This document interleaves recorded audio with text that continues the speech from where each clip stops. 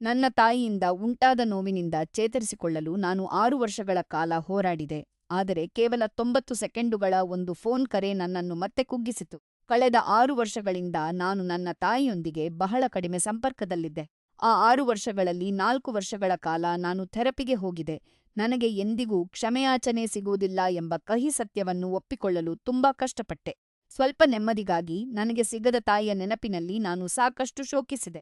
ನಂತರ ಮಂಗಳವಾರ ಅವಳು ದಿಢೀರ್ನಾಗಿ ಕರೆ ಮಾಡಿದೆ. ಅವಳು ತನ್ನ ತಪ್ಪಿನ ಬಗ್ಗೆ ಯೋಚಿಸುತ್ತಿದ್ದೆ ಎಂದು ಮತ್ತು ಎಲ್ಲದಕ್ಕೂ ಕ್ಷಮೆಯಾಚಿಸುವುದಾಗಿ ಹೇಳಿದಳು. ನಾನು ಅಲ್ಲಿಯೇ ಕುಳಿತು ಕಾಯುತ್ತಿದ್ದೆ. ಅವಳು ಯಾವುದಾದರೊಂದು ನಿರ್ದಿಷ್ಟ ವಿಷಯವನ್ನು ಹೇಳುತ್ತಾಳೆ ಎಂದು ಕಾಯ್ದೆ. ಯಾವುದಾದರೂ ಒಂದು ವಿಷಯ. ಆದರೆ ಅವಳು ಹೇಳಲಿಲ್ಲ. ಕಳೆದ ದಿನಗಳಲ್ಲಿ ನಡೆದ ಘಟನೆಗಳ ಬಗ್ಗೆ ಕ್ಷಮೆಯಾಚಿಸುತ್ತೇನೆ ಮತ್ತು ನಾವು ಮತ್ತೆ ಮೊದಲಿನಂತೆ ಇರಬಹುದು ಎಂದು ಆಶಿಸುತ್ತೇನೆ ಎಂದು ಮಾತ್ರ ಹೇಳಿದಳು. ಇಡೀ ಸಂಭಾಷಣೆಗೆ ಕೇವಲ 90 ಸೆಕೆಂಡುಗಳು ಬೇಕಾದವು.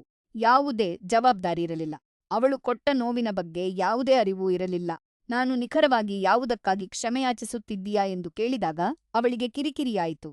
ಅವಳು ಎಲ್ಲವನ್ನೂ ಪಟ್ಟಿ ಮಾಡಿ ಹೇಳಬೇಕಿದೆಯಾ ಎಂದು ಕೇಳಿದಳು. ನಾನು ಹೌದು ಎಂದು ಹೇಳಿದೆ.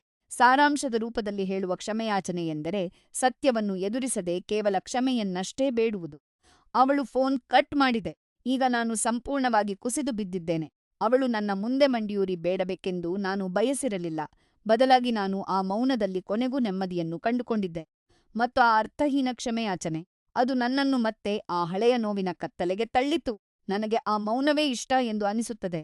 ಕನಿಷ್ಠ ಆ ಮೌನವು ಪ್ರಾಮಾಣಿಕವಾಗಿತ್ತು.